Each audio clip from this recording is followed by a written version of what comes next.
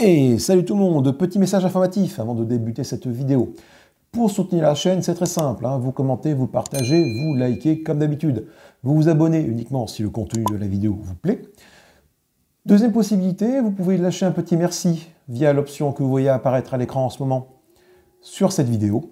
Enfin, dernière possibilité, vous pouvez souscrire à un abonnement mensuel pour devenir membre de la chaîne. Cela vous permettra d'accéder en avant-première aux vidéos avant leur sortie publique, et cela sans publicité. Allez, sur ce, bon visionnage. Hey, salut mes petits Mac de luxe. Aujourd'hui, on va se retrouver pour une nouvelle vidéo, nouvelle partie sur Eon's End, Vac 7, Past and Futures. On avait déjà fait la première expédition de la Past and Future. On avait joué avec deux mages qui étaient fournis avec cette expédition-là. Ona et Oren, donc la victoire, c'était pas terrible, c'était pas très bien passé. Je sais même plus qu'on avait affronté Maggot. Non, la reine Carapace. Donc on avait affronté, on s'était fait avoir, on s'était fait submerger par les bogs. Il est temps de passer maintenant à la mission 2, la bataille 2 de l'extension, de l'extension de ce nouveau standalone Past and Future. On est toujours en train de faire la ligne Past, donc on a fait la première mission. On va attaquer la seconde bataille tout de suite. J'ai commencé à préparer un petit peu le setup, on le verra ensemble en vue plongeante. On va du coup utiliser les deux autres mages qui sont disponibles dans la boîte, donc on va pas utiliser Oren et Ona. On va partir avec deux autres mages qui sont, hop, je vais le présenter tout de suite, qui sont Nadea, voilà, complexité d'utilisation de 7, donc voilà, et Willow, qui a une complexité d'utilisation de 5. Contrairement à avant, on était sur du 6 et 6. Voilà, bon, la moyenne est la même finalement, la moyenne est à peu près la même.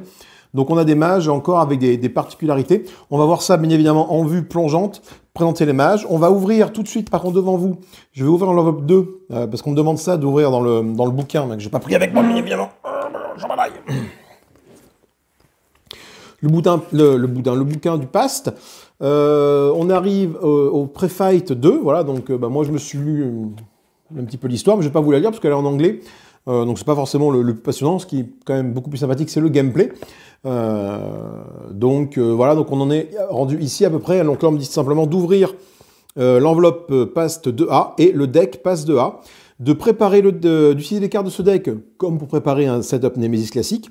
Et bien sûr, on pense à mettre en place des cartes upgrade. Pourquoi? Parce qu'à la fin de la mission précédente, nous avons gagné quelques trésors que je vais pouvoir donner à mes mages. Donc pour compenser cette montée en puissance des mages, la Nemesis gagne des cartes upgrade pour gagner en puissance. Tout simplement. Donc j'ai déjà préparé son deck ici. Voilà. En mettant ces 3 cartes niveau 1, 3 cartes niveau 2, 3 cartes de niveau 3, plus 3 cartes de rang 1. Parmi ces 3 cartes de rang 1, il y a une carte upgradée. 5 cartes de rang 1, donc parmi 5 cartes de rang, il y en a 3 upgradées, et 7 cartes de rang 2, et 7 cartes de rang 3, donc parmi ces cartes de rang 3, il y en a 3 d'upgradées également. Voilà, donc on a un deck Nemesis avec des cartes upgradé, bien évidemment. Nous avons également ici, donc ça c'est le contenu du deck Pass 2A que je vous fais, une deck que j'ai ouvert. Et ici on a des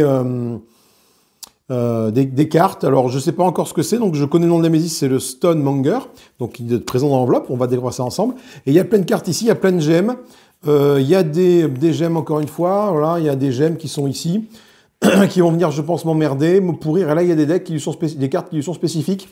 Donc, on va voir ça tranquillement une fois qu'on aura ouvert l'enveloppe. Alors, nous avons ici le Stonemonger. Qu'est-ce qu'il y a dans l'enveloppe? L'enveloppe, il n'y a pas grand-chose dedans. L'enveloppe, il y a juste son démarcateur, là. Voilà, son intercalaire, pour pouvoir le ranger après avec les autres Nemesis. Et le Stonemonger qui est ici, qui est un boss de complexité 4. Voilà, il a 75 points de vie. Et on va voir après ce qu'il fait un petit peu en termes de gameplay lorsqu'on sera en vue plongeante, tout simplement. Voilà. Sur ces bonnes paroles, je vous dis à tout de suite pour la vue plongeante, pour découvrir le marché, découvrir les concepts de Past and Future, parce que ça fait un moment que la précédente vidéo a été diffusée, donc il serait bien de rappeler quelques petits concepts, notamment des nouvelles règles. Et on est parti pour affronter le Stonemonger. À tout de suite. Et hop, nous revoilà en vue plongeante. Alors, on va commencer par révéler un peu tout ce bazar.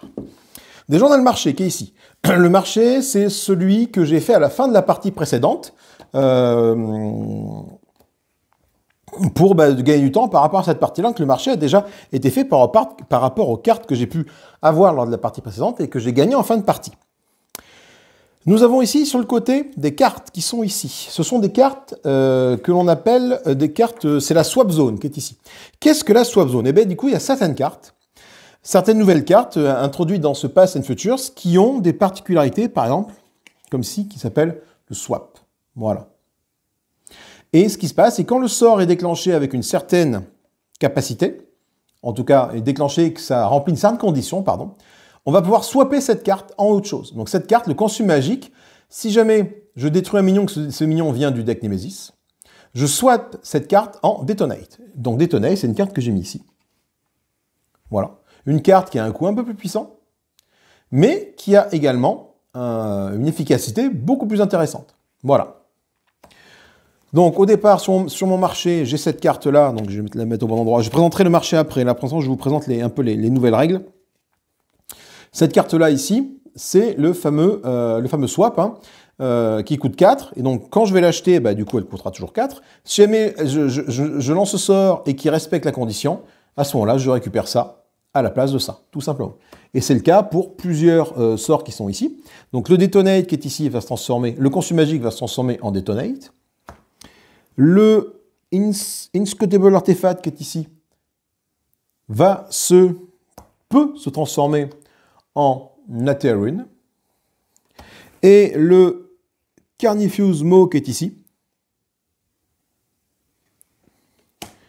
peut se transformer en Dragonflare.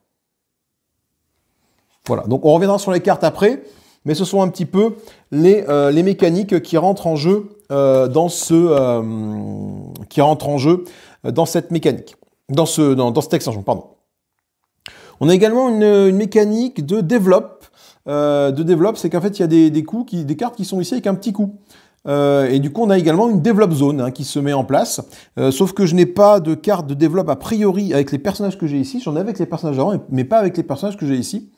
Donc, ça nous dit quoi? Ça nous dit que certaines cartes ont un second coup, comme montré dans le cercle jaune. C'est le coup de développement. Voilà. Donc, avec le développe, on vient en place ce qu'on appelle la zone de développement, dans lesquelles certaines cartes de joueurs peuvent rentrer. Pendant le tour d'un joueur, ils peuvent développer une carte en payant son coût si cette carte est dans la zone de marché ou dans la zone de développement. Il se passe du coup une de ces deux choses. Si ça provient de le supply, cette carte est déplacée dans la zone de développement. Si on paye le coup et que cette zone et que la carte est dans la zone de développement, la carte, le joueur la gagne. Qu'est-ce que ça permet? En fait, effectivement, on va payer plus cher la carte.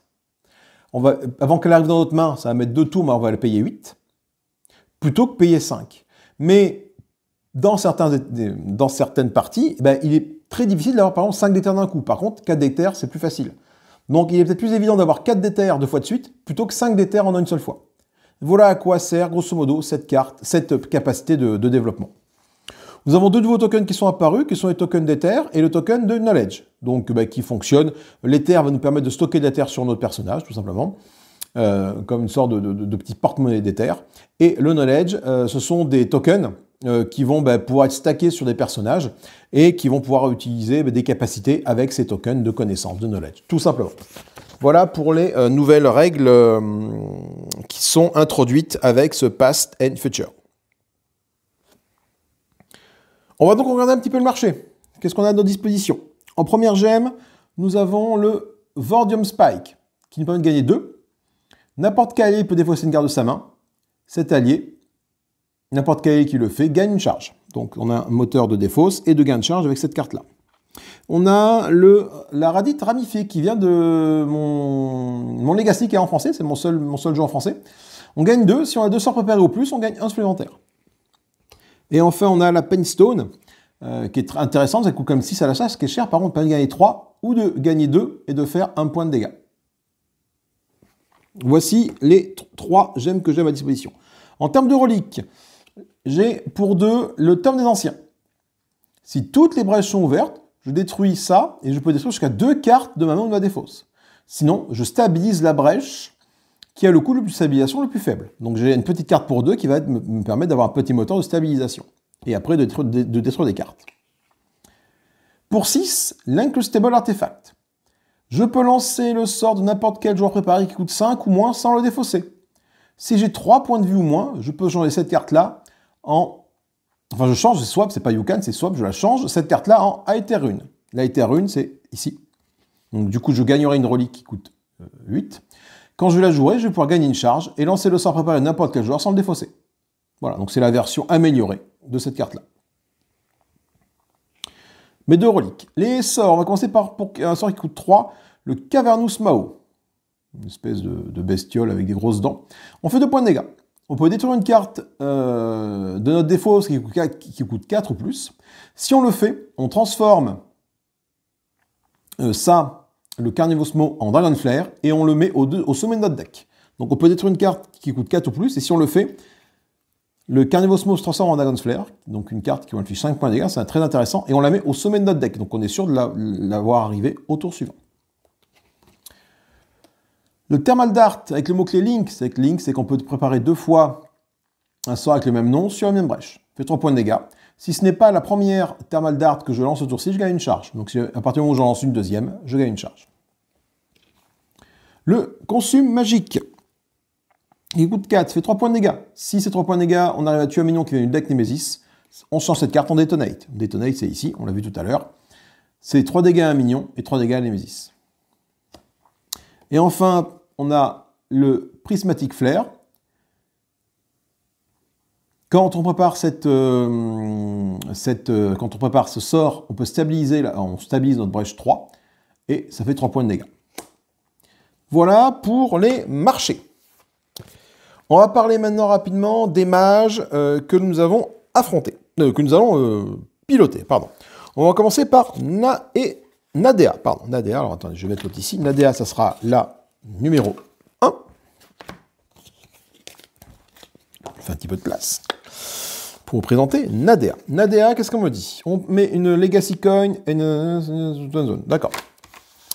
Nadea, elle a des cartes qui lui sont spécifiques, et on me dit de mettre dans la swap zone ces 2 cartes-là. Voilà. Le Spectrolite et le Legacy Coin. On verra ce qu'elles font après. Donc ce sont des cartes signatures de Nadea. Nadea va commencer avec... c'est tout ce qu'on dit pour sa préparation. On va commencer avec la brèche 1 ouverte, et la brèche 2 vers le bas, la brèche 3, elle est où? Vers le bas, et la brèche 4 vers la droite. Ok. Bon, je n'ai pas encore fait leurs mains, mais on verra après pour les mains. Elle commence du coup avec un Raw Tourmaline, un Raw Inscription, c'est de là, 2 cristaux et une étincelle, et dans son deck de départ, il y aura 4 cristaux et une étincelle. Que font ces cartes? Donc le Raw Tourmaline, c'est une gemme qui permet de gagner 1. Je peux dépenser 3 de connaissances pour changer cette carte-là en Spectrolite. Spectrolite, là voilà. Spectrolite, qu'est-ce que ça fait? Ça permet de gagner 2. Et il y a également le mot-clé Recall qui est apparu.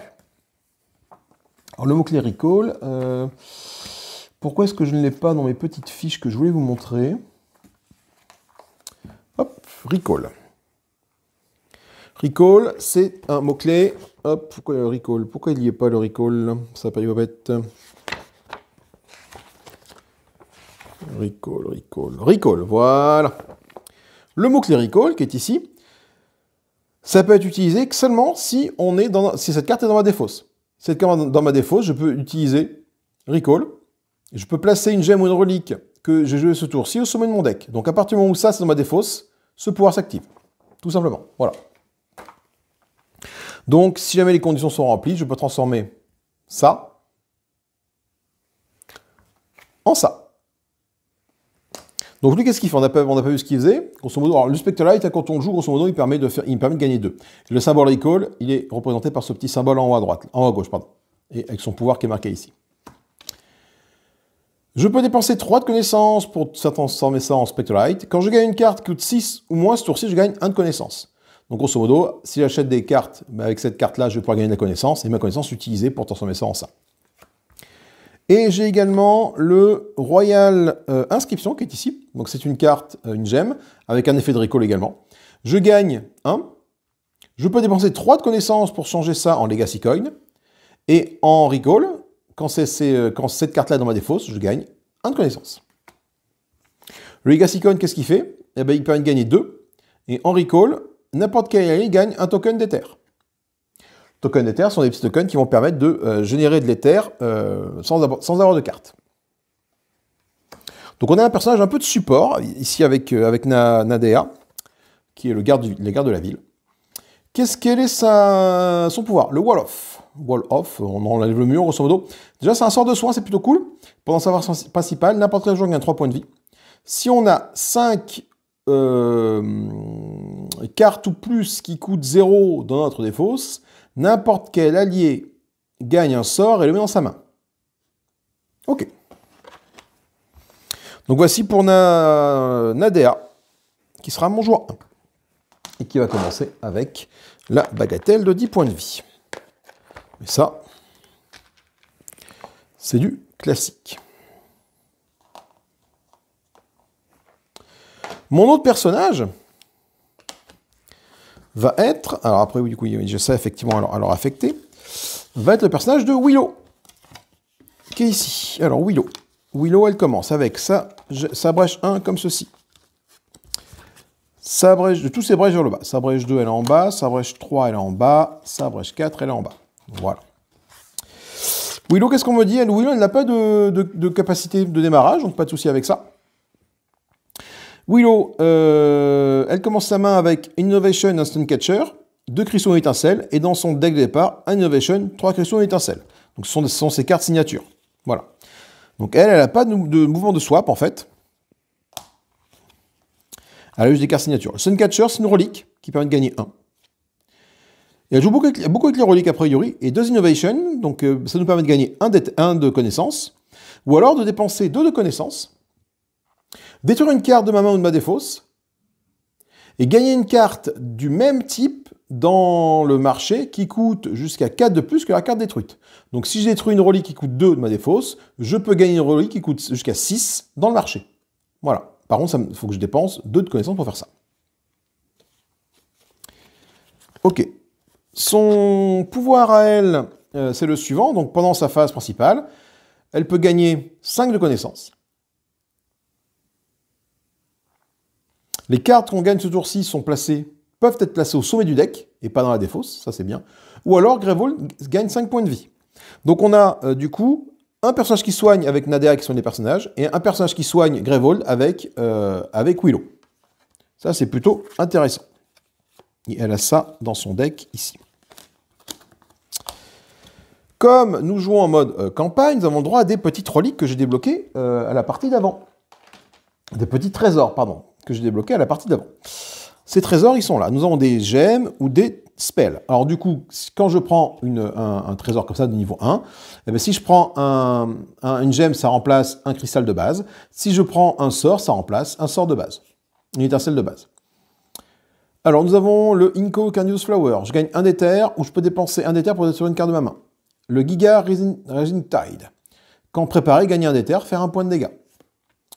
Traxis Shatter Quartz, c'est une gemme, on gagne 1, où je peux stabiliser, ouvrir la brèche. Si j'ouvre ou stabilise une brèche ce tour-ci, je peux défausser une carte de ma main pour gagner un sort qui coûte 4 ou moins du marché.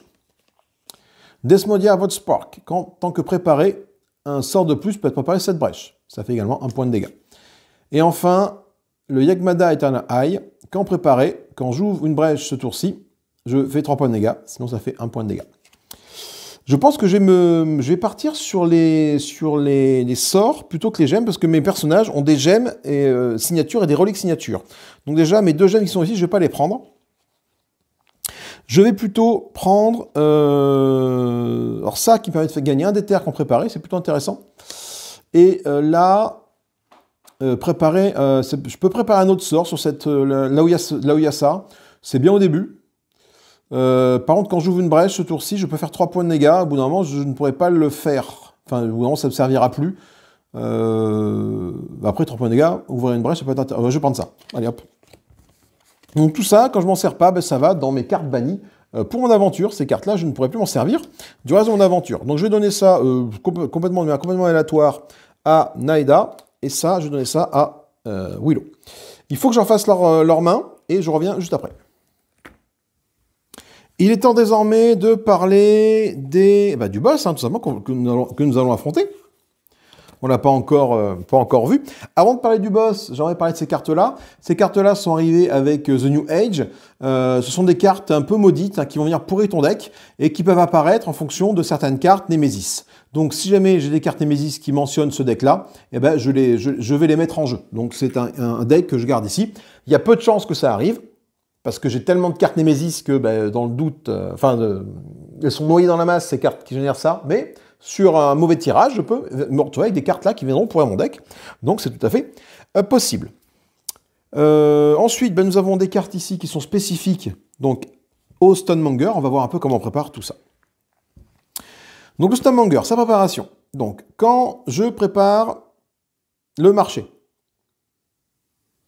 Donc ça, typiquement, tu vois, j'aurais très bien pu lire ça avant de faire ça, parce qu'il faut que je refasse tout ça. Quand je prépare le massé, j'utilise seulement 6 piles de marché.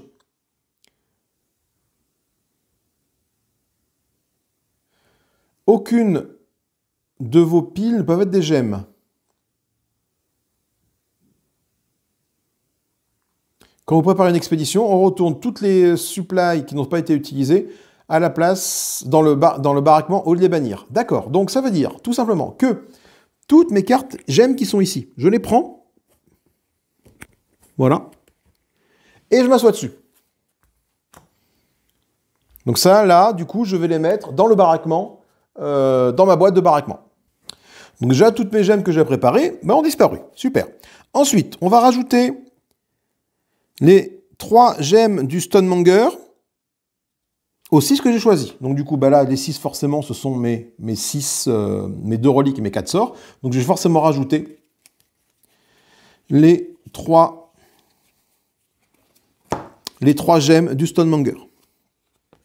Alors, qu'est-ce que j'ai comme gemmes? Je regarde un peu ce qu'elles font. Ces gemmes, elles sont peut-être intéressantes, je ne sais pas. Corrupted Opal. Déjà, le mot Corrupted, j'aime pas beaucoup. Je gagne 2. Un allié défausse une carte de sa main. Donc déjà, tu vois un peu la chienlit qui va être, lui, parce qu'il va nous faire gagner de la terre, mais en plus nous faire défausser, enfin en tout cas nous faire une saloperie en même temps. On gagne 3, le Poison Peridot, qui coûte 4 à l'achat. Un mignon en jeu gagne 2 points de vie. Ça peut faire en sorte qu'il ait plus de points de vie que son départ. Voilà, vache. Donc, ouais. Et enfin, pour 5, on gagne 4. C'est plutôt intéressant. Par contre, on prend un point de dégâts. Bon. Donc, déjà, lui, il va nous pourrir notre jeu avec des mises en place vraiment pas sympathiques au niveau des gemmes qu'il va devoir utiliser.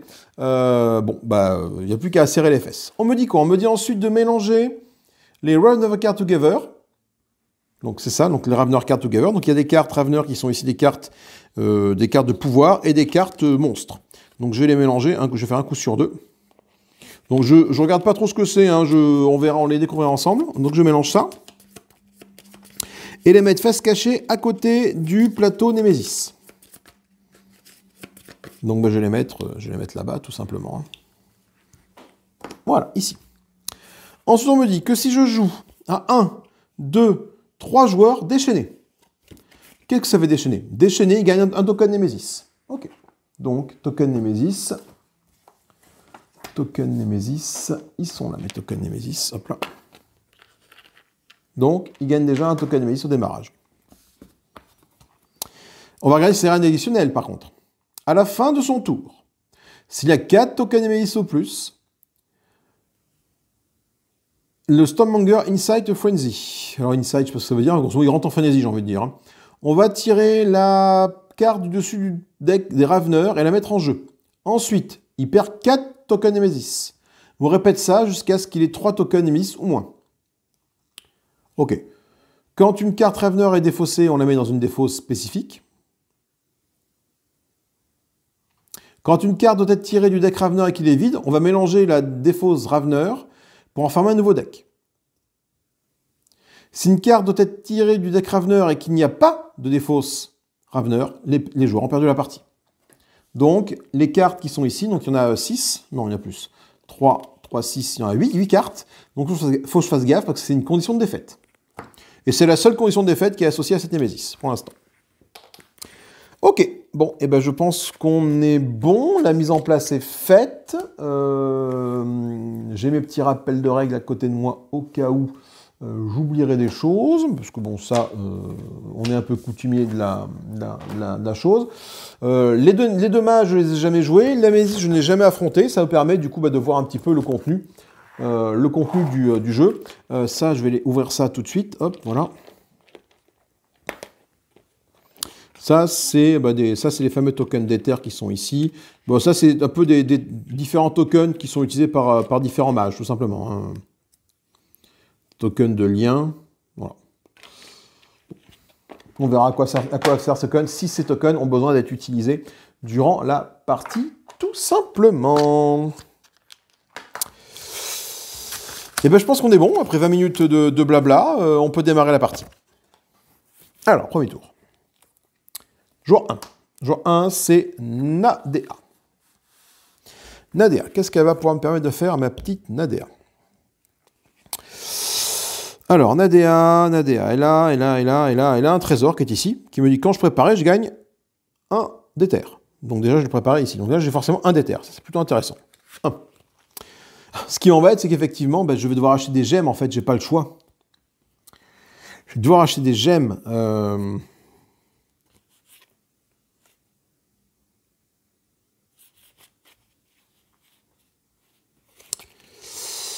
Et quitte à acheter des gemmes, tout ça, je pense que j'ai acheté pour acheter la grosse. J'ai 1 parce que j'ai préparé mon sort qui est ici. Je peux jouer mes Royal Inscription ici pour dépenser 3 de knowledge pour changer ça en legacy, mais j'ai aucun token de knowledge. Ok. Donc ça fait 1, ça fait 2. Là, ça fait 3. C'est une gemme. On me dit que je peux dépenser 3 tokens de knowledge pour changer ça en Spectrite. Si j'achète une carte qui coûte 6 ou plus, ce tour-ci, je gagne un de connaissance, un knowledge. Mais, ah non, c'est dommage, je vais pas acheter une carte qui coûte 6. De toute façon, je n'ai pas de carte qui coûte 6. Ah si, j'ai celle-là. J'ai cette relique qui coûte 6. C'est la seule qui coûte 6. Donc ça va pas trop se déclencher souvent, ce pouvoir-là. Donc là, je suis à 2, 3, 4 et un 5. Ça veut dire que j'ai 5 d'Ether, tout de suite. Et pour ces 5 d'Ether, ce que je vais faire, c'est que je vais directement, quitte à avoir des diamants, hein, je vais prendre un diamant effectivement qui me fait 4 d'Ether quand je vais la jouer. Bon, je vais prendre un point de dégâts, je crois que je vais le jouer. Mais bon, je me dis que de l'autre côté, enfin toi en tout cas, toi, tu es le personnage qui peut soigner. Donc 2, 4, 6, 8, 10. Effectivement, ça coûte 10 pour monter son pouvoir. Mais pourquoi pas. Cette carte-là va dans la défausse, donc attention, je vais penser à pouvoir utiliser son recall.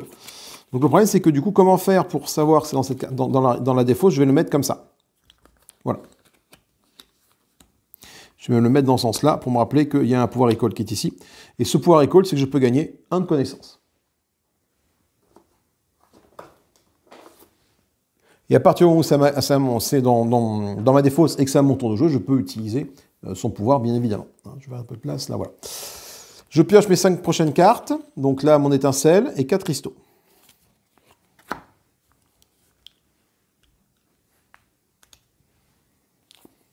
Encore le joueur 1.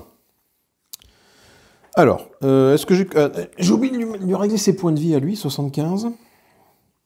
Est-ce que j'ai envie de faire du dégât ou est-ce que je garde encore cette carte-là avec moi? Peut-être bien. Enfin, je vous regarde ce que j'ai dans ma main. J'ai 4 et ça. Ça me ferait 5. Je pourrais reprendre un autre draining machin comme ça, quoi.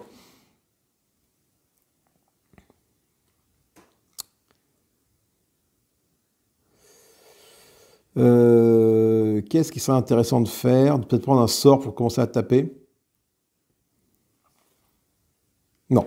Ce que je vais faire, c'est que je vais lancer ça sur toi pour tomber à 74. Voilà. Je vais utiliser ça comme ça ici. pour là. Et pour 4, je vais acheter un consume magique.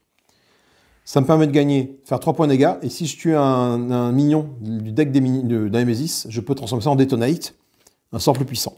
J'oublie pas que j'ai ici mon sort qui est en recall qui permet de gagner 1 de connaissance. Donc je le joue tout de suite et je gagne 1 de connaissance.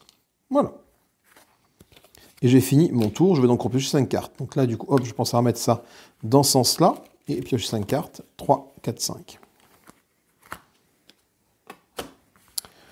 Prochain tour de jeu. J'aurai 1, 2, 3, 4. J'aurai 8. Ouais, j'aurai 8 de... Non, je prends un dégât, mais j'aurai 8. Ce qui me permet quasiment de charger ça directement. Donc ça, c'est plutôt intéressant. Nemesis qui joue. Alors Nemesis, elle joue. Bah là, du coup, on est parti. On va tirer la première carte et voir ce qui se passe. C'est une carte du Stonemonger. Déchaîné. Donc déjà, déchaîné, qu'est-ce qu'il fait quand il déchaîne? Il gagne un token Nemesis. Voilà. Ensuite, qu'est-ce qu'il va faire?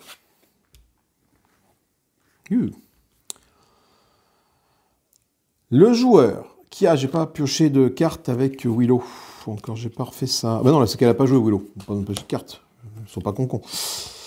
Le joueur qui a la gemme dans sa main. Le joueur qui a le plus de gemmes dans sa main défausse toutes ses gemmes. Punaise. Ça, c'est une. J'ai une gemme. 1, 2, 3, 4, 5. J'ai 5 gemmes avec toi. Et avec toi, ben, j'en ai que 2. Donc, du coup, ben, je défausse toute ma main. Enfin, toutes mes gemmes en main. Donc, ben, du coup, ça correspond à tout ça. Donc, pas terrible. Donc, je vais défausser ça dans ce sens-là pour les faire revenir. Et comme ça arrive dans ma défausse, ça, hop, je le mets là. Comme ça, je pourrais gagner 1 de connaissance après. Donc, ok. Donc là, il m'a vidé ma main directement avec une carte de niveau 1. Mais c'est pas fini. Ce joueur gagne une gemme depuis le marché, dont le coût est inférieur ou égal au nombre de cartes défaussées et la place dans sa main. Le joueur gagne une gemme, donc une gemme, et dans sa main. Ok, donc là, ça veut dire que je vais prendre... Ben, donc j'ai défaussé 5 cartes, donc je vais me prendre un autre Draining Diamond. Hein. Et jamais dans la main, histoire d'avoir au moins 4. Ce qui fait que j'ai une main très très pauvre avec juste ça. Mais bon. Je n'étais pas censé avoir autant de gemmes dans les mains, cela dit. Hein. Ok, nouveau tour de jeu. La Nemesis qui rejoue. C'est parti. Déchaîné. N'importe quel joueur prend un point de dégâts et défausse sa carte la plus chère dans sa main. Donc ce n'importe quel joueur, ça va être Willow. Pourquoi? Parce que l'autre, parce que Nadea, elle a beaucoup de cartes. Beaucoup de cartes qui lui font un point de dégâts. Enfin, elle a ce truc-là. Donc voilà, j'ai essayé d'un peu dispatcher les trucs. Et un joueur défausse la carte la plus chère de sa main. Donc je défausse la carte la plus chère de ma main. La carte la plus chère de ma main, c'est tout 0. Donc j'ai défaussé mon cristal. Voilà. Lui, il se déclenche quand il a combien de cartes Nemesis sur lui? Quand il a 4 tokens Nemesis. Donc pour l'instant, il a 3 tokens Nemesis. Il n'a pas déclenché. Il se déclenche quand il a 4. Et du coup, ça va être Willow qui va commencer à jouer. Willow, on va mettre ça ici. Voilà. Donc, tant que préparé, si j'ouvre une brèche ce tour-ci, ça fait 3 points de dégâts. Bon, j'ai pas assez pour ouvrir une brèche, cela dit. Je peux gagner avec mon innovation, je vais gagner 1 de connaissance. C'est tout ce que je peux faire, parce que sinon, il faut que je défausse d'autres connaissances. Donc, je prends un jeton connaissance d'ici. Voilà. Et j'ai 2 de magie. 2 de magie,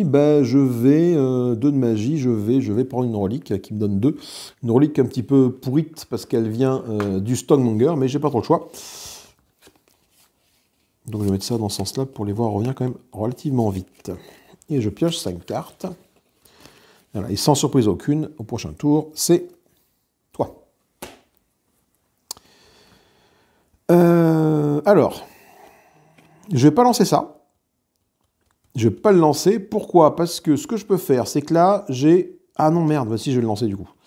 Je vais le lancer. En fait, parce que je pensais que ça allait me donner un d'éther, mais pas du tout. En fait, c'est quand j'ouvre une brèche, je peux faire 3 points de dégâts. Mais la brèche qui est ici, le coup de 4 à ouvrir et pas 3. Donc je vais lancer ça. Ça fait 1 point de dégâts sur la Némésis. Qui tombe à 73. Et je vais donc jouer, mettre ça ici. Et là, je gagne 1 point de connaissance avec ça. Hop, je suis trompé de token, j'ai mis un token d'éther. Voilà. Et là, j'ai 3. Pour 3, je vais acheter un sort. Je vais acheter le Carnivus Maw qui est ici. Parce que lui, il me plaît bien pour être transformé après en gros dragon. Ça peut être très rigolo. Et moi, j'ai du sort offensif. Et on met ça dans ce sens-là. Et je repioche 5 cartes.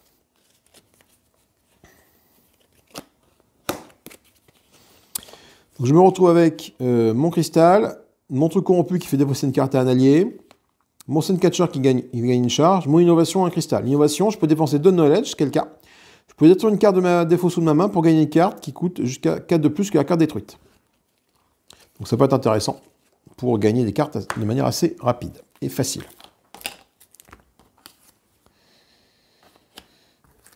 Et on mélange. Donc pour l'instant, un premier tour un petit peu mou. La Némésis a pris 2 points de dégâts. Elle m'a pas tapé dessus. Juste une carte qui m'a invoqué des trucs. Elle s'est pas déchaînée, mais ça ne saurait tarder parce qu'elle a 3 tokens Némésis sur les 4 nécessaires avant qu'elle ne se déchaîne.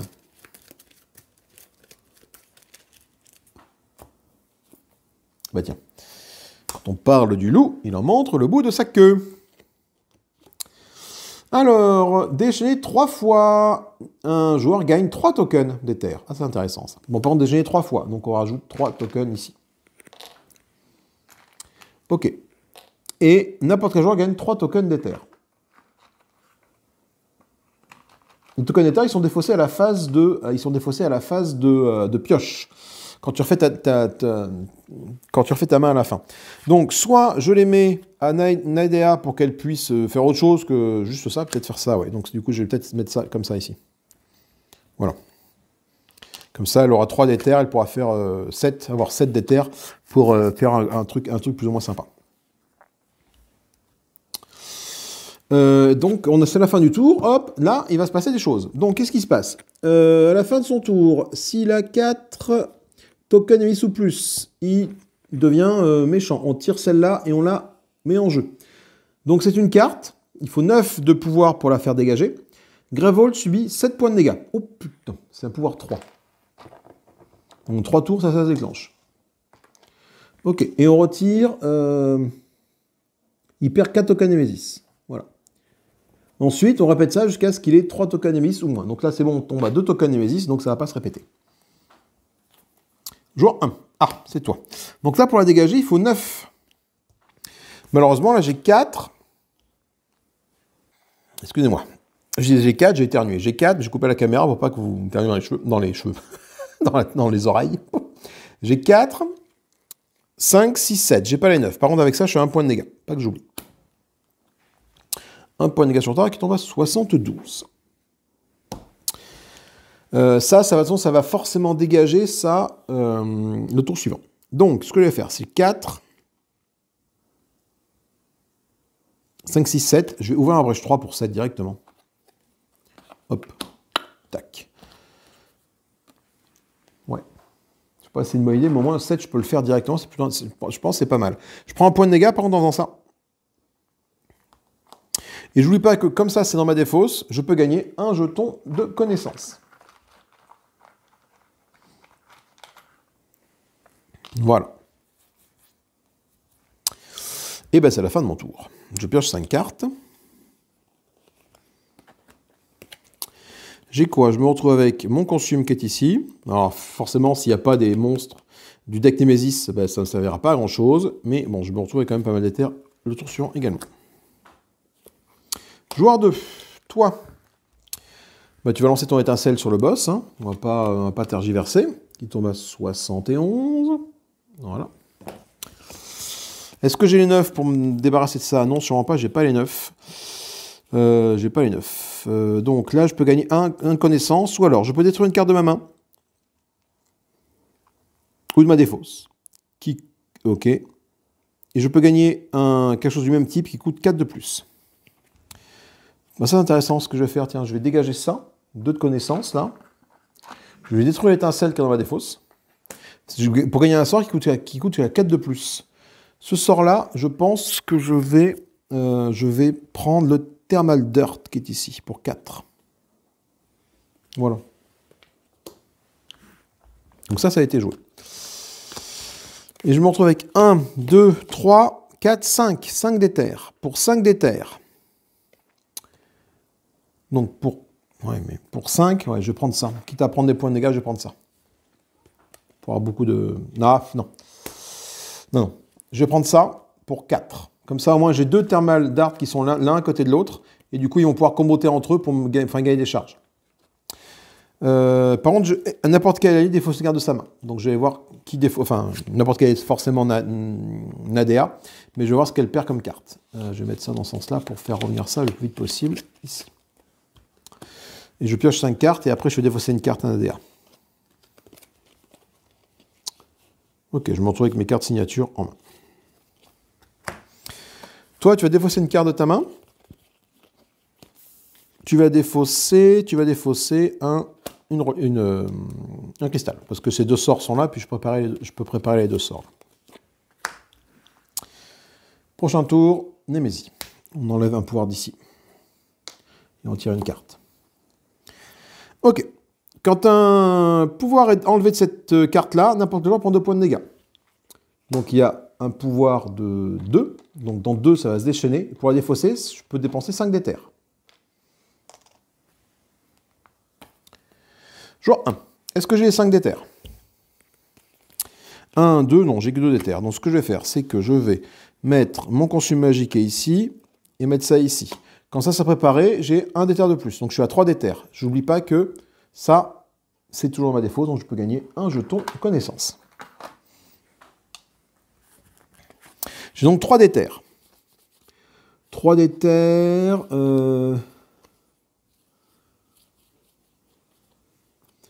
C'est intéressant d'avoir quoi pour 3 d'éther? Soit je prends un autre sort, soit je prends... Ça peut être sympa, ça, 3 d'éther, là.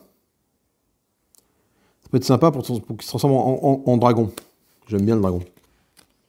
Et je pioche des cartes. Une. Ah, du coup, ça revient comme ça. Et je mets ça comme ça. Du coup, je me retrouve avec quand même 3 jetons ici, connaissance. Peut-être moyen d'upgrader mes cartes maintenant. Non.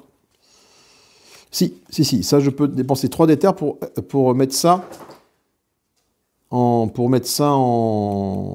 Spectrolite. Donc on va voir un peu ce qui se passe, si ça vaut le coup ou pas, quand on y sera. Joueur 2. Alors c'est Willow. Willow, elle n'a pas de sort à lancer, Willow. Elle a 1, 2... Bon, je vais mettre ce sort ici, et j'ai 2.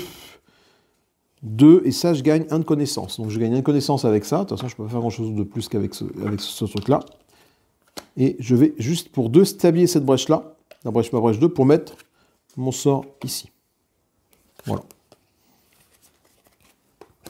Et ainsi piocher 5 cartes. 1, 2, 3, 4, 5. Ok. Hop, allez, on mélange ça.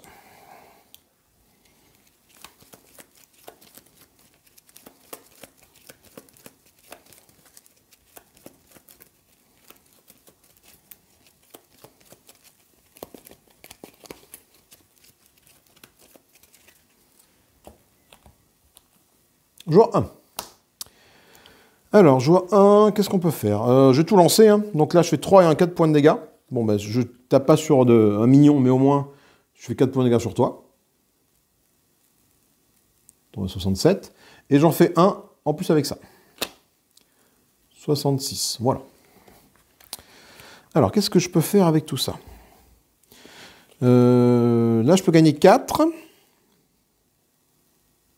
Alors, j'ai 3 de connaissances. Je peux soit choisir ça de le transformer en Legacy Coin. Ouais. Soit choisir de changer ça en Spectrolite.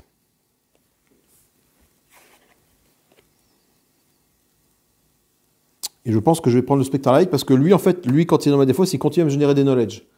Donc comme ça, après, du coup, je pourrais dépenser les knowledge générés par lui pour l'upgrader. Donc je vais faire ça après, par contre. Donc je vais jouer 1. Donc je gagne 1, je peux... Ok. Je gagne 1. Attends, j'ai 1, 2, 3, 4, 4, 5, 6, 7. Donc déjà, je prends un point de dégâts. J'ai 7. C'est que je tombe à 8. Je peux dépenser 3 pour swapper ça en Spectrolite. Donc j'ai 3 knowledge ici que j'utilise pour gagner ça en ça. Voilà, donc c'est comme ça a été joué. De toute façon, hop, ça va ici. J'ai pris mon point de dégâts. Et ça, c'est fait. Donc j'avais 7. Attends, mais avant, la prochaine fois que je gagne 4 ou 6 ou plus, ce tour-ci, je gagne un knowledge. Il ne faut pas que j'oublie. Hein. Donc comme j'ai gagné 7, je vais pouvoir acheter cette relique-là. On va danser un sort qui coûte 5 ou moins sans le défausser. Comme tous les sorts quasiment coûtent 5 ou moins, c'est plus intéressant. Et en plus, si j'ai 3 points de vie ou moins, je peux transformer ça en Aether Rune, en une carte un peu plus puissante. Ok, donc ça va là. Je l'ai acheté. On n'oublie pas que, comme j'ai acheté une carte qui coûte 6 ou plus, je gagne 1 de connaissance. Et les autres cartes, je les remets dans l'ordre que je veux. Hop. Je mets ça ici. Pour me rappeler que je peux gagner 1 de connaissance. Non. Ah non, c'est un recall. Du coup, là, c'est un recall. C'est quoi ce recall? Ah non, j'ai 2 recalls. Ah oui, d'accord, non, j'ai 2 recalls. Je pense que maintenant, j'ai 2 recalls. Donc, j'ai le recall de ça. Et ce recall-là qui me dit que je peux mettre une gemme, une relique que je jouais ce tour-ci au sommet de mon deck. Je vais mettre ça comme ça pour m'en rappeler.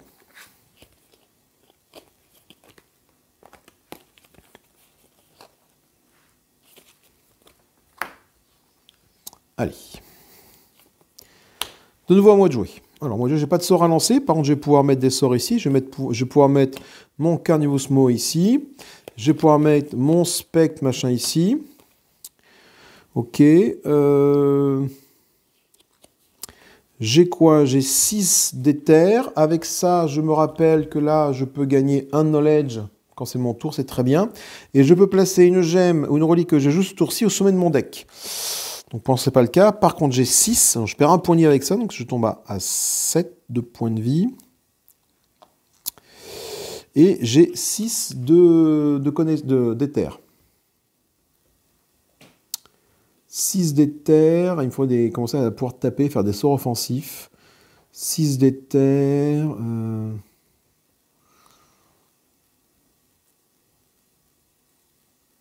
Là, je peux me soigner. Je commence à perdre des points de vie. Je pourrais peut-être me soigner de 3 charges pour 6 éthers tout de suite.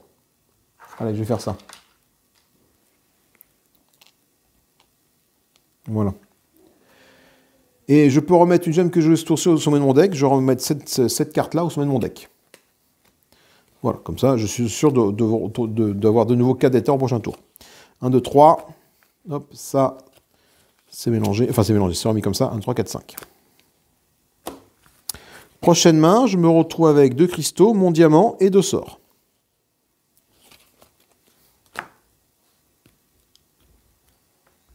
Allez. Némésis. Donc là, on perd ça. Là, on perd ça. Quand on fait ça, un joueur prend 2 points de dégâts. Ça va être toi qui va prendre des points de dégâts. Tombe à 5. Parce que je suis quasiment sûr de te soigner au prochain tour. Donc, c'est pas gênant que tu prennes des points de dégâts pour l'instant. Et on tire une carte. C'est un mignon. Un mignon spécifique au Stonemonger. Regardez, une espèce de serpent dans de l'or. En persistant, n'importe quel joueur prend un point de dégâts et détruit une gemme qui coûte 0 de sa main. 5 points de vie pour lui.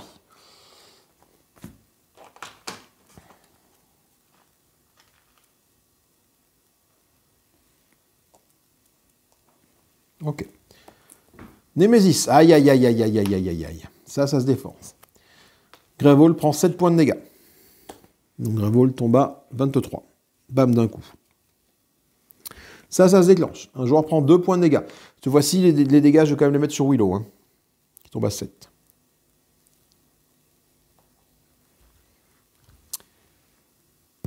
Et déchaîné. On rajoute un truc ici. Ça se déclenche. N'importe quel joueur prend un point de dégâts et détruit une gemme qui coûte 0 de sa main. Ça va être toi, ça va être Willow qui prend un point de dégâts, tombe à 6.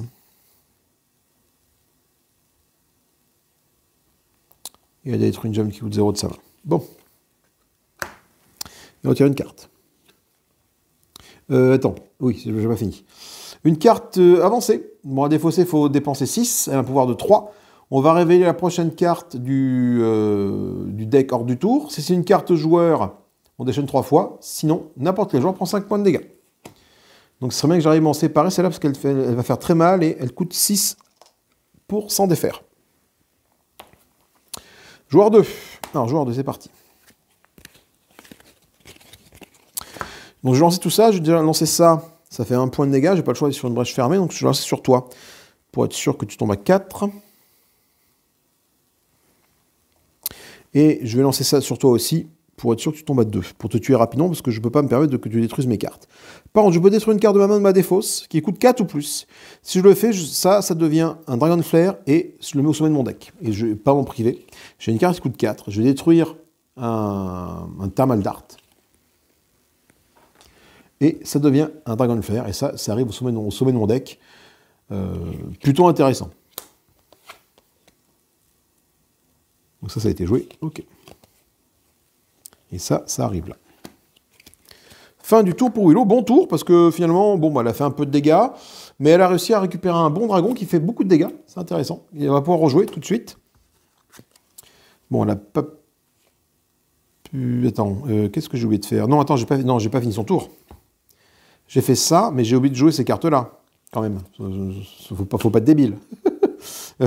J'ai oublié de faire mon tour. J'ai oublié de terminer mon tour. Donc je gagne un point de connaissance à cette carte-là.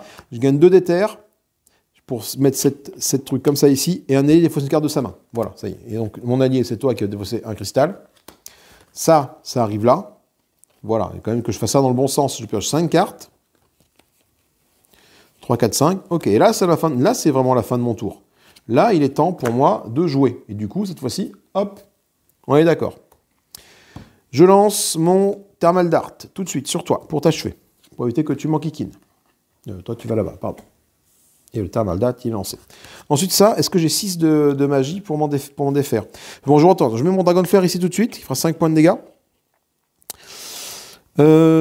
J'ai 3 d'éther, donc j'ai pas les 6 nécessaires. Par contre, là, j'ai du knowledge. Je peux détruire une carte de ma défaut sous ma main pour gagner une carte qui coûte jusqu'à 4 de plus que la carte détruite.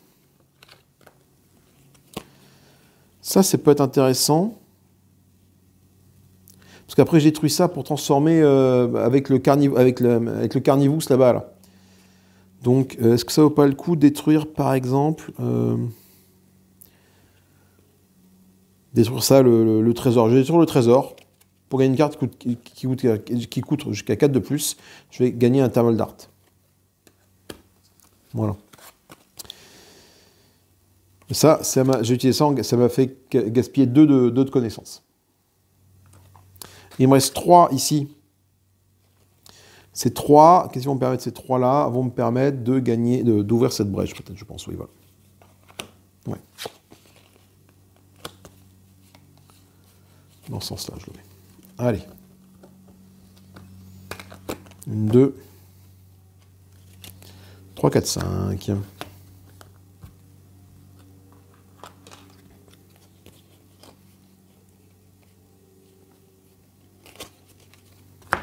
Et c'est la fin du tour.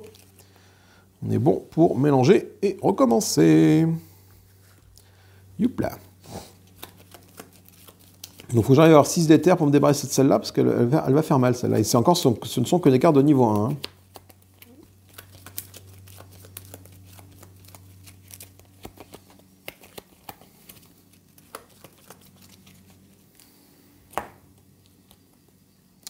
Joueur 1.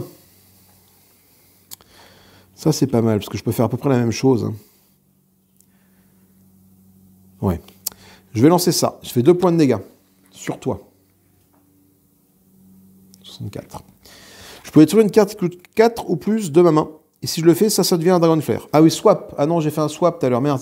Le swap, j'ai oublié de dégager le Carnivosmo qui était ici. Il est où le Carnivosmo de toi là? Mince, j'ai oublié de le dégager. Ça là, ça dégage vu que j'ai swappé. Ça va là. Donc du coup, j'ai donné une carte en plus dans ma main avec toi. Parce que, hop, voilà, c'est ça. Donc je reprends ici, ça c'est lancé. Donc ça swap, ça va là. Parce que je détruis le Draining Demon qui est ici. Ça c'est détruit, ça va là-bas. Comme je l'ai fait ça, hop, le Dragon Flare, je le prends, je le mets au sommet de mon deck ici. Voilà. J'ai ça à lancer, je ne l'ai pas lancé encore ça. 63. Voilà. Et donc du coup, j'ai un d'éther, je peux rien en faire. Par contre, je peux mettre ça ici et ça ici. Quand préparer, gagner un d'éther. Donc là, j'ai 2 d'éther. Pour 2 d'éther, je gagne une charge. Et ainsi, j'arrive à 4 sur 5. Je pioche 5 cartes. Je retrouve des cartes sympathiques, ma foi, là. On verra sa petite main le tour suivant. Alors, on va voir. Joueur 2. Ben, toi, on va lancer le Dragon Flare. On va pas se priver. Hein. 5 points de dégâts, le Dragon Flare. 58. Est-ce que j'ai les 6 pour dégager ça? Je pense que non. J'ai 1, 2, 3, 4. J'ai 4. Bon, là, je gagne 1 de connaissance avec cette carte-là. Voilà. Je gagne 2, je gagne 4. Celle-là, je la mets là. Et pour 4, je vais prendre un Carnivusmo, encore un coup, pour refaire la même chose et gagner un Dragon Flare. Là, un allié défausse une carte de sa main. Faut pas que j'oublie. Donc tu vas défausser,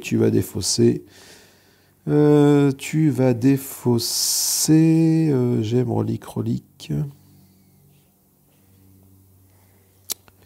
Tu vas défausser ça. Pour 4, je défausse ça parce que ça va me soigner, donc ça va me faire des dégâts, j'ai pas envie de prendre des dégâts. Et je refais 5, 3, 4, 5 ici. Je me retrouve avec tout ça. Prochain tour, la Némésis. Hop, on enlève ça d'ici. Et on tire une carte. N'importe quel joueur prend 3 points de dégâts. Et Greyvolt prend 3 points de dégâts. Une attaque brutale. Hein. Donc 3 points de dégâts. Putain, c'est brutal. C'est... Toi, tu passes à 3. C'est terriblement brutal, hein, cette attaque. Hein. Et toi, tu passes à 20. Voilà. Une attaque simple, efficace, directe, pas de souci. Némésis. Ah, bordel à cul. DG 2 fois. Le joueur, avec le sort, avec le plus sort préparé, gagne 2 opales corrompus et les mettre au sommet de leur deck. Alors, ok, les opales corrompus, c'est ça. Donc, il en gagne 2. Et au sommet du deck, c'est toi qui as 2 sorts préparés, donc c'est toi qui gagne ça. Ça, c'est d'accord, c'est pas trop méchant. Par contre, on a ça qui se déclenche. Parce qu'on a plus de 4, donc on en retire. Donc on met un Reveneur en jeu. Ok, on va voir ce que ça fait. Et on dégage 4 jetons Némésis. Ça fait quoi? Le Magpie Pursuit. 8 pour défausser. Putain, rien que ça. Pouvoir 3. Le joueur avec le sort préparé le plus cher le détruit. Oh putain, s'il sort que 4 ou moins, Greyvolt subit 3 points de dégâts. Donc il serait intéressant d'essayer de dégager cette carte le plus vite possible. Mais il faut que j'arrive à avoir 8 d'éther et c'est pas évident. 2. Bah toi, tu vas lancer ça tout de suite pour 3 points de dégâts là-dessus. Allez. Je tombe à 55. Est-ce que j'ai 8 d'éther? 1, 2, 3. J'ai que 3. Donc là, je vais gagner 1 de connaissance avec ça. Et pour 3...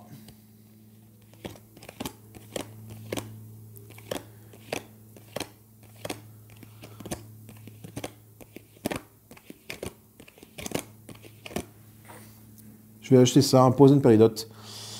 Les minions gagnent 2 points de vie. Il n'y a pas beaucoup de minions pour l'instant, donc je me dis que c'est peut-être pas un deck avec des minions. Donc quand même arriver à gagner 4, ça peut être intéressant. Ça là, et je pioche 5 cartes. 3, 4, 5.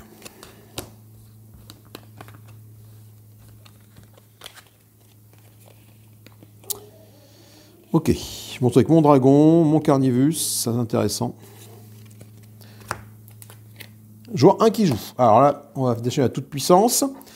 Là, je fais 3 et un 4 points de dégâts sur un... Bah oui, mais bon, forcément sur toi, je vais pas me priver. Hein.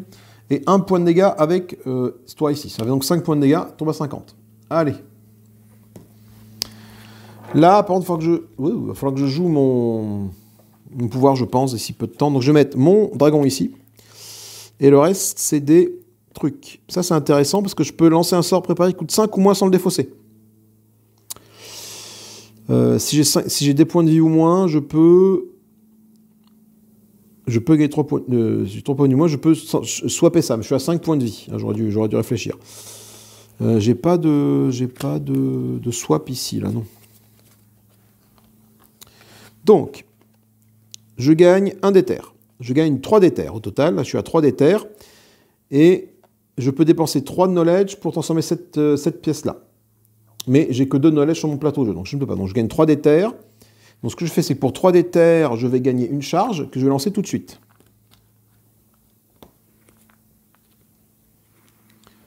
Voilà. Et ça va me permettre de soigner un joueur de 3. Donc toi, tu vas monter à 6 points de vie. Tu es tombé à 3.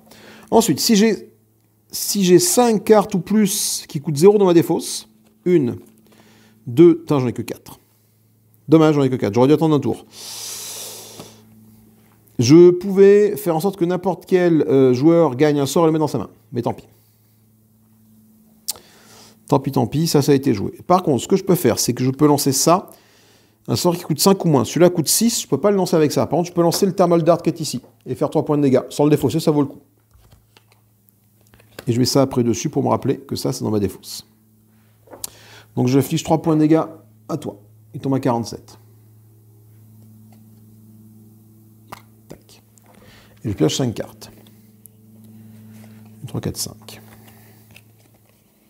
1, 2, 3, 4, 5, 6, 7. Malheureusement, j'ai que 7 d'éther. Là, il me faut 8 pour le dégager. Il faudra que j'essaie de gagner de l'éther. Je ne sais pas comment, il faudra que j'essaie de gagner de l'éther.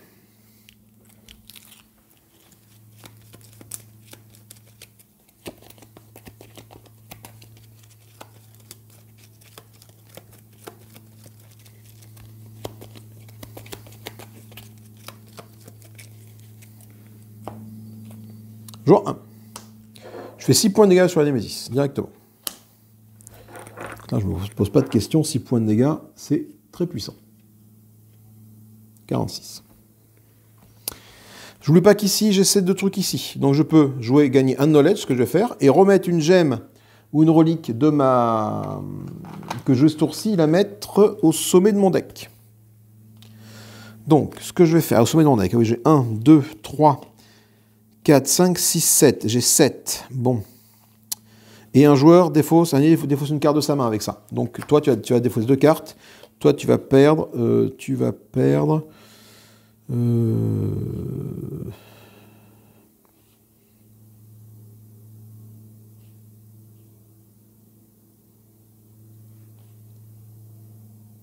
ces deux-là. Allez. Donc j'ai 7. Pour 7, qu'est-ce que je vais faire? Pour 7, si je défausse celle-là pour 7. Ça, je peux le faire. C'est déjà toujours ça défausser. Ça m'évite de me prendre déchaîner 3 fois ou 5 points de dégâts sur un joueur. Hein. Tant qu'à faire. Et je peux remettre une relique, joue une gemme jouée ce tour-ci, et la remettre au sommet de mon deck. Je vais remettre ça qui fait gagner 2 au sommet de mon deck. Ouais.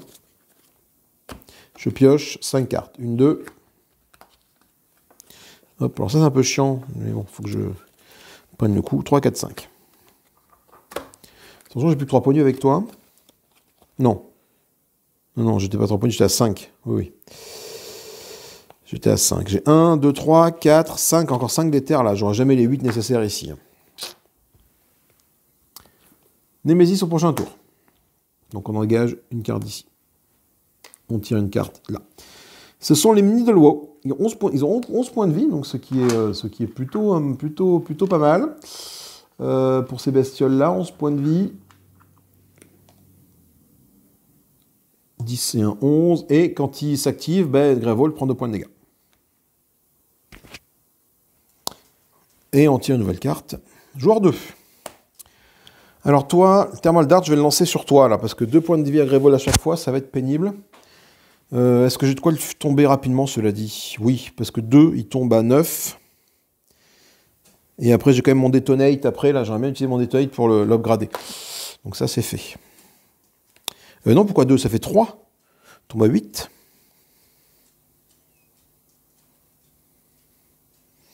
Trois points de dégâts, ça. Avec toi, j'ai quoi? Donc je peux détruire une carte de ma main ou de ma défausse pour gagner un truc qui coûte 4 ou plus. Je vais mettre ça ici, je vais mettre mon dragon de fer qui est ici. Et je peux détruire une carte de ma main, je vais détruire ma gemme, là, pour gagner ça qui coûte 4. Je vais le mettre là. Et comme ça, après, je pourrais utiliser ça pour détruire cette carte-là qui est ici, transformer ça en dragon. Que faut mettre à Thermal Dart ici? Cette là, oui, voilà. Et avec ça, et ben c'est fait, ça a été joué, ça. Et ben du coup, 2 de connaissances que je dois consommer, bien évidemment. 3, 4, 5. Ok, je montre avec ça, bon, pour soigner, mais ça va soigner l'ennemi, mais on va voir. Némésis.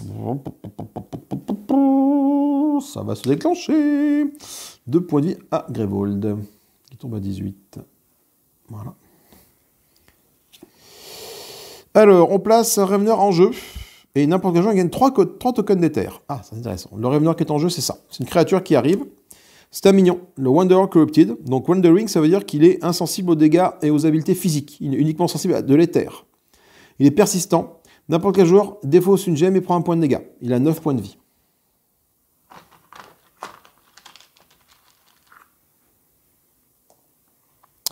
Et un joueur gagne 3 tokens éther. Ça, c'est intéressant. C'est intéressant, ça va peut-être me permettre de dégager ça après. Donc, 1, 2, 3, 4, 5. Ouais. Donc, ça va être Nader. Elle a suffisamment de cartes en main, plus ces 3-là, pour que ça fasse 8. J'ai 1 avec 1, 2, 3, 4, 5, 6, 7, 8. Donc, avec tout ça, j'ai moyen de dégager celle-là avant qu'elle ne se déclenche. Donc, ce serait une bonne chose. Bon, pas tout de suite. C'est pas grave. Alors là, du coup, le Dragon Slayer, je vais le lancer tout de suite sur toi, pour que tu tombes à 3 points de vie. Voilà, là, je fais 2 points de dégâts sur toi, pour que tu tombes à 1 point. Je peux détruire une carte de ma main ou de ma défausse qui coûte 4 ou plus. Je vais détruire ceci. Ce faisant, je peux swapper ça en dragon. Ça devient un dragon. Et que je mets au sommet de mon deck. Donc je sais que je vais retrouver ce dragon au prochain tour. J'ai ça en main. Je vais pas jouer ça. Ah, merde, j'ai con, j'aurais dû détruire... Ah, j'étais très con, merde. J'ai pas vu. J'aurais dû détruire ça, en fait. Plutôt détruire celui qui était dans ma défausse, je détruis celui qui était là. En fait, celui qui était dans ma main. Lui, il était comme ça ici, voilà. Je laisse une de ma défausse, je n'avais pas vu que j'en avais en main. Et du coup, celui-là était censé être dans ma main, je le détruis avec le petit verre, là, pour qu'il devienne un dragon, voilà. Donc avec ça, je vais gagner 1 de connaissance. Je vais jouer ça ici. Et j'ai 2 d'éther. De l'éther, je vais gagner une charge. Gagner une charge, parce que du coup, je peux soigner Grévold à hauteur de 5 points de vie avec toi. Il ne faut pas que j'oublie ce petit détail. Et je pioche 5 cartes. 1, 2, 3. 4, 5. Je me retrouve avec mon dragon, un Thermal Dart et un Corrupted Opal. Non, j'ai tiré une carte là-dedans. Joueur 1. Joueur 1. Alors, joueur 1, il a une étincelle ici qui va lancer pour achever celui-là. Ça, c'est fait. Ensuite, j'ai combien? J'ai 2, 3, 4, 5, 6, 7, 8. Donc, je joue mes 8 cartes, là, tout de suite. Mes 8 d'éther, pour pouvoir, justement, me débarrasser de celle-là. Après, j'aurais pu l'amener à 1 point de vie, lui, hein, cela dit. Hein, mais bon, je préfère me dégager celle-là. Et toi, tu défausses une carte, tu vas défausser un cristal. Et toi, tu vas donc, ça va faire ton tour, tu vas donc piocher 5 cartes. Oui, 5 cartes.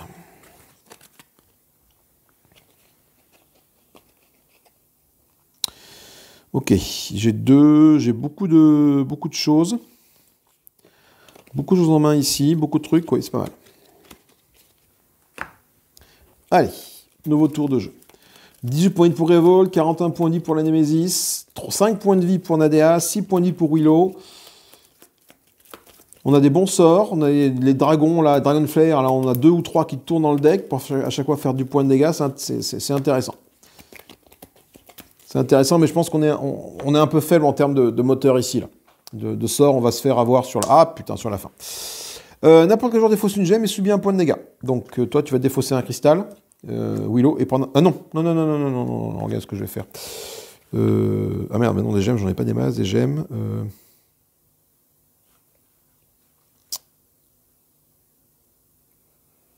Si, ce que je vais faire, c'est toi qui vas prendre le point de dégâts. C'est tendu, mais je le tente. On va voir. 4 points de dégâts, je défausse ça pour que ça arrive dans ma défausse. Et du coup, un effet de recall qui permet de remplacer une gemme ou une relique que je joue ce tour-ci au sommet de mon deck. Ok. Et je tire une carte ici. Harbinger of Monstrosity. Quand un joueur fait des dégâts à ce minion, ils sont réduits de 2 jusqu'à un minimum de 1. Gravel subit 2 points de dégâts et un joueur défausse une carte de sa main. Ok, donc lui a 8 points de vie.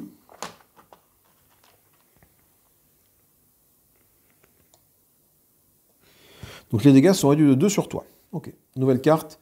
Ah putain! Donc un joueur défausse une carte et subit un dégât. Donc toi, tu vas défausser une carte, tu vas défausser un cristal. Et tu vas tomber à 5 points de vie. Ensuite, toi, tu vas te déclencher. Grevold prend 2 points de dégâts. Tu tombes à 16 points de vie, Grevold. Et n'importe quel joueur défausse une carte de sa main. Qu'est-ce que... Bah non, si, histoire, tiens. Willow va défausser ça. Bon. Il ne pourra pas faire grand-chose, mais bon. Et on tire une carte. Allez, sois clément avec moi. Ah putain, un pouvoir, une basique upgradée. 8 pour le dégager encore une fois. Déchaîner 2 fois, n'importe quel joueur prend 4 points de dégâts. Là, il va falloir que je me soigne parce qu'on n'est pas bon. Après, ce qui est cool, c'est que l'ennemi, ça a déjà joué ces 2 tours, donc on a un peu de temps. 2 ici. Donc là, je fais 3 points de dégâts sur toi. Alors toi, voilà, je vais faire 3 points de dégâts sur toi. Allez. 38. Là, lui, il est insensible, donc ça fait 1 point de dégâts. Et là, les 3 points de dégâts, ça sont réduits à 1. Donc, du coup, bon. Par contre, j'aime bien mettre ça ici et ça ici. Hein. Voilà. Et piocher 5 cartes. 3, 4, 5. Ok. Joueur 1. Alors, joueur 1, il n'a rien du tout à jouer ici, malheureusement. Donc, on va mettre le dragon. Il n'a pas le dragon, lui. On va mettre le consume magique ici. On va mettre ça ici. Quand préparé, je gagne un d'éther. Là, j'ai 1. 1. 4, je prends un point de dégâts. Je tombe à 3. Là, je suis à 5. Non. Quoi? Attends. Là, je suis à 4. 5, c'est ça, 5. Je suis à 5 d'éther, donc je ne peux pas dégager l'autre qui coûte 8. Par contre, 5 d'éther, ce que je peux faire, c'est que je peux les mettre sur toi directement, pour que tu tombes à 4. Ça, c'est pas intéressant. Et avec ça, donc je peux remettre une gemme que je vais sur au sommet de mon deck, ou une relique. Mais je vais jouer cette relique-là d'abord. Donc je peux lancer le sort préparé d'un joueur qui coûte 4 ou moins sans le défausser. Et si j'ai 3 points de vie ou moins, je transforme ça en ATR rune. Donc j'ai lancé celui-là. Pour faire 4 points de dégâts. Ah putain, mais non. Non, je me dis que ça allait l'achever, mais non, parce que lui est insensible. Ah, bordel de cul. Bon, mais je vais quand même lancer sur toi. Sur toi. 4 points de dégâts, tombe à 34. Et j'ai 3 points de vie ou moins, ce qui est le cas. Et ça, je change ça en ATR rune. ATR rune, c'est ça. Je gagne une charge et je peux lancer le sort préparé d'un joueur sans le défausser. Donc normalement, c'est censé arriver là. Mais comme c'est une relique que j'ai jouée celle là-bas qui se transforme en celle-là, j'utilise ça, ma capacité de recall qui est ici, pour mettre que la relique que je joue ce tour-ci, je la mets au sommet de mon deck. Voilà. Et je pioche 5 cartes. Ok. On tourne avec des trucs plutôt sympathiques. Joueur 2. Je fais 5 points de dégâts sur toi. Tombe à 29. Je pense que je suis en mode rush sur la Némésis. Hein. Et là, 3 points de dégâts, tombe à 26. Je suis vraiment en mode rush sur la Némésis, là. Hein. Je remets mon dragon ici. Ça, je vais la garder en main. Je vais surtout pas la jouer. Je gagne 2 de knowledge avec ces... Ah, sinon, si c'est bon, si, regardez. Je gagne 1 de knowledge avec ça. Ok. Et l'autre qui est ici, avec ces 2 de knowledge, je peux détruire une carte de ma main ou de ma défausse. Donc, j'ai détruit cette carte-là. Et je peux gagner une carte qui coûte 4 de plus que celle détruite. Et donc, je vais gagner... je vais gagner... Non, je vais prendre un prismatique flair. C'est peut-être un petit peu tard, mais moi, ça permettra de stabiliser ma brèche qui est ici, là, quand je vais lancer. Et là, je gagne 1 avec ça, mais 1, je peux rien en faire. Donc, malheureusement. Par contre, du coup, je me défausse bien des 2 knowledge qui sont ici. Il faut que j'y pense. Voilà, j'y pense tout de suite. Je pioche 5 cartes. 1, 2, 3, 4, 5. Ok, bon, maintenant, ma priorité, ça va être de soigner mes personnages. Ok. J'ai 1, 2, 3, 4, 5 d'éther et un sort ici. J'ai du dégât, il y a 26 points de vie. Il y a moyen de le tomber, je pense, assez rapidement. Eux, ils vont me faire chier, certes. Mais bon, joueur 1. Là, c'est intéressant. Joueur 1, là, je fais 3 et un 4 points de dégâts. Donc, ni sur toi, je mets tout ici. Donc, je tombe à 22. 1 point de dégâts pour toi. 21.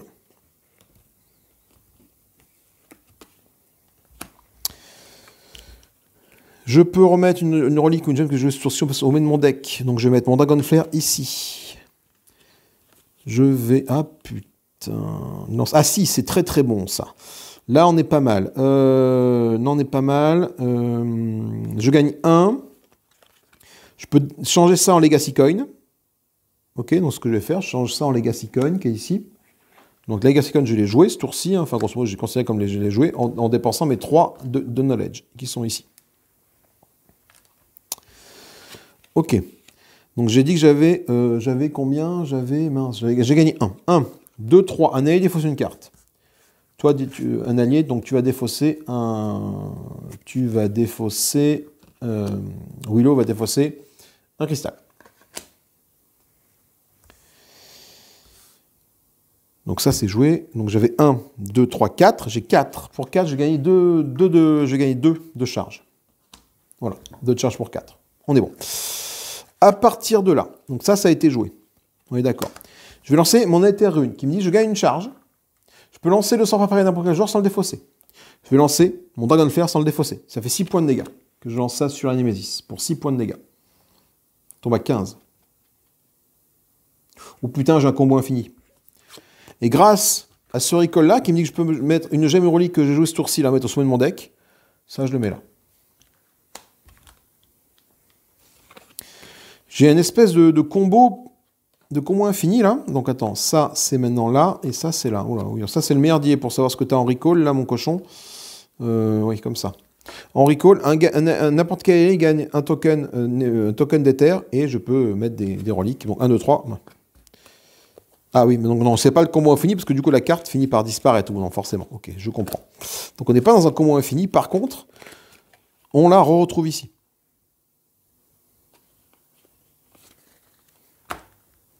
Donc là, on est pas mal. On a, putain, pourquoi on a 3 points de vie d'un côté, 5 points de vie de l'autre.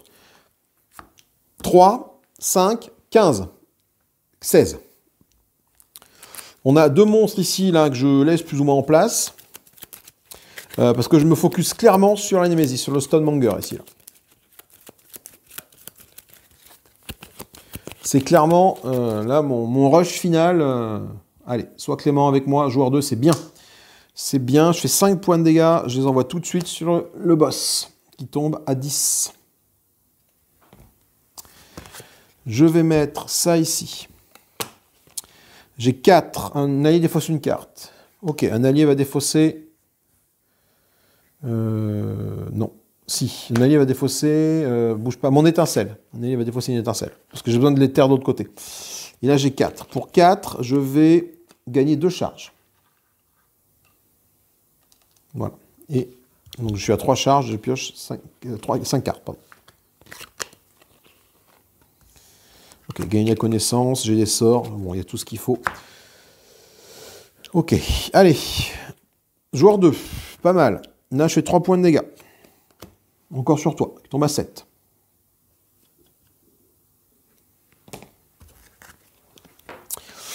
Alors, qu'est-ce que je peux faire? Je peux mettre mon dragon ici. Je peux mettre mon Tamaldart ici. C'est un sort. Du coup, j'ai pas assez. Je peux préparer un brèche 3. Donc, je garde mon Tamaldart. Pardon, je vais plutôt mettre ça ici, mon prismatique flair. Et là, je peux gagner 2 de connaissance. Tout ce que je peux faire avec ces 2 cartes-là. Voilà. Et j'ai fini mon tour. Donc, je pioche 1, 2. Et encore 3 cartes. 2, 3, 4, 5. Voilà. Et j'ai un dragon et ça. Si c'est le joueur 1 qui joue, la partie est gagnée. Parce que j'ai un dragon préparé ici, un dragon ici, et j'ai ma grosse relique qui est là, qui permet de lancer un sort. Donc, il faut absolument que Nadea survive au combat. Némésis. Ok, c'est pas grave. N'importe quel joueur défausse une gemme et subit un point de dégâts. Donc ce joueur, ce sera toi, tu vas défausser un cristal, et tu vas perdre un point de dégâts pour un... Willow va prendre un point de dégâts. Willow tombe à 4.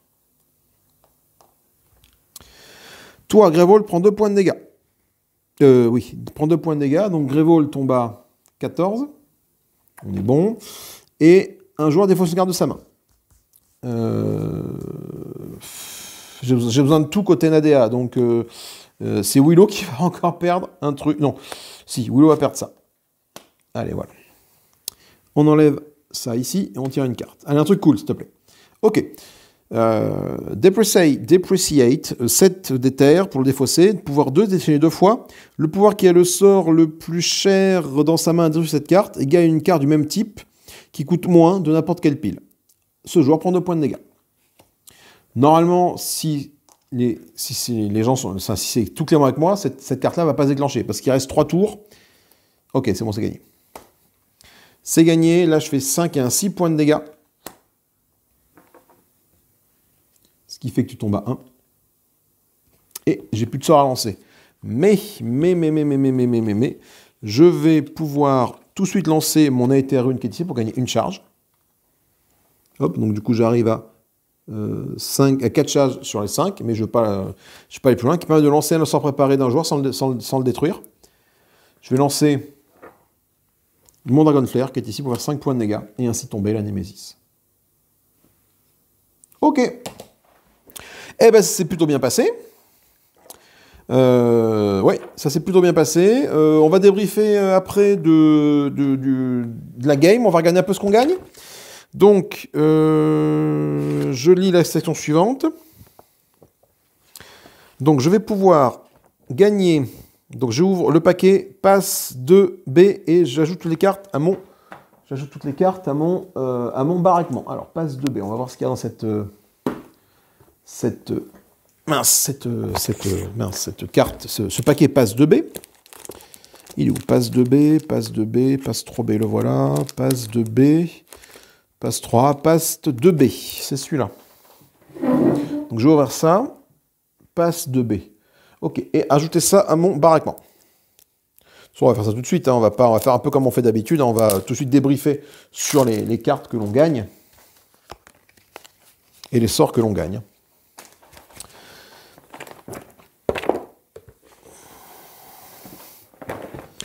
Oui, alors après là je suis un peu une fausse expédition parce que normalement les mages que je joue pas ils sont censés être bannis, je crois, il me semble.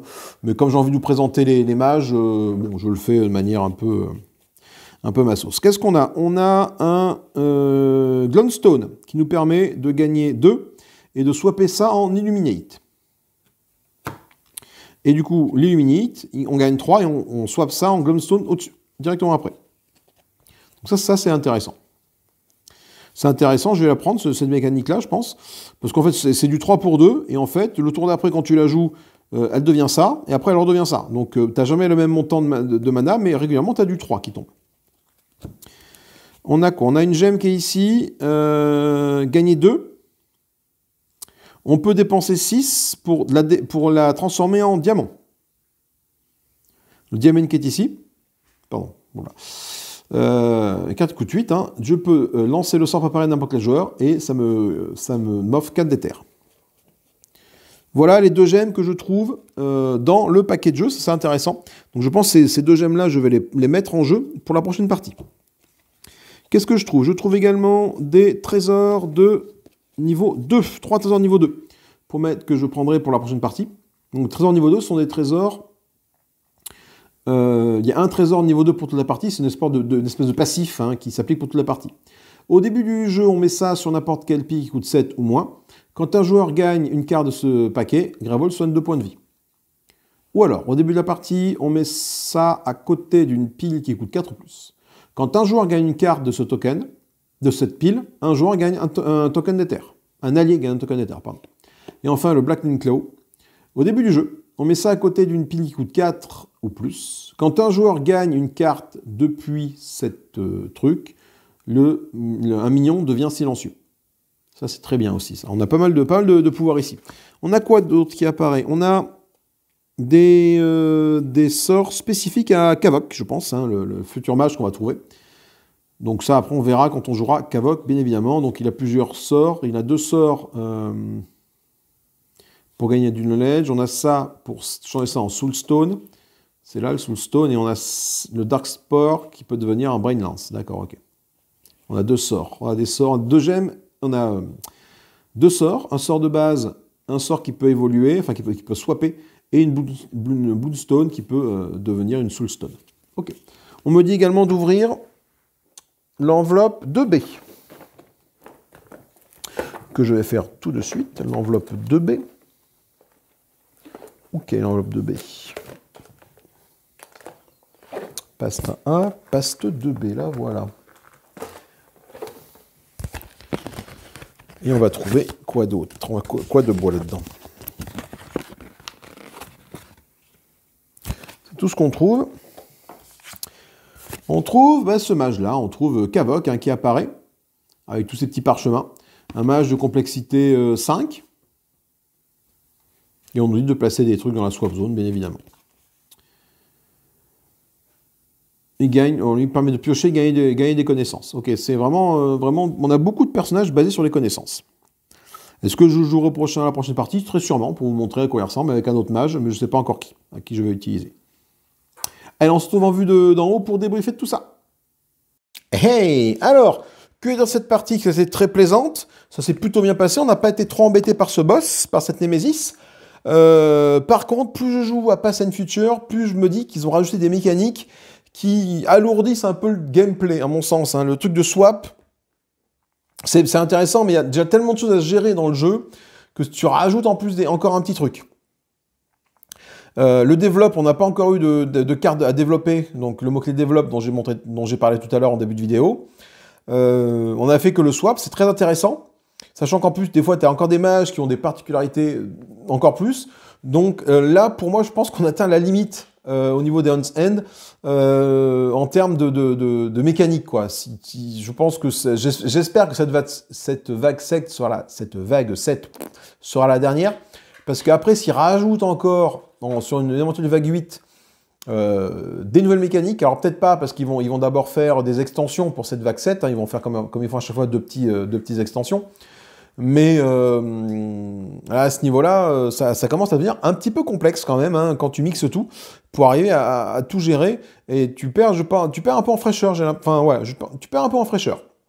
Le boss en lui-même n'est pas très compliqué, juste effectivement qu'il nous pourrissait notre deck avec des cartes à la con, des gemmes à la con, mais bon, ça c'est pas bien grave en soi. On va du coup quand même finir cette campagne de Past, on va faire la campagne future, après, voilà, on verra ce qu'on fait au terme des Hunt's End, peut-être faire une petite pause, on verra bien ce qu'on fait. Moi, sur ces bonnes paroles, je rajoute mon bazar, j'espère que ça vous a plu. Partagez, commentez, likez, n'hésitez pas à vous abonner uniquement si la vidéo vous a plu. Si vous avez été transformé par cette vidéo, un petit merci, ça fait toujours plaisir, un petit merci sur la vidéo. Également souscription, si vous voulez participer à la chaîne et avoir accès aux vidéos sans publicité, n'hésitez pas à souscrire à l'option unique de souscription sur la chaîne pour avoir accès en avant-première aux vidéos. et avoir le contenu en théorie. Enfin, je fais tout pour qu'il n'y ait pas de vidéos qu'il n'y ait pas de pub sur les vidéos réservées aux membres. C'est-à-dire que je désactive la monétisation dans YouTube pour les vidéos, spécifiquement pour les membres. Hein. Donc, je fais tout ce qui est en mon pouvoir pour ne pas avoir de publicité sur ces vidéos-là. Voilà. Des gros bisous, amusez-vous bien. Salut, salut, à plus tard.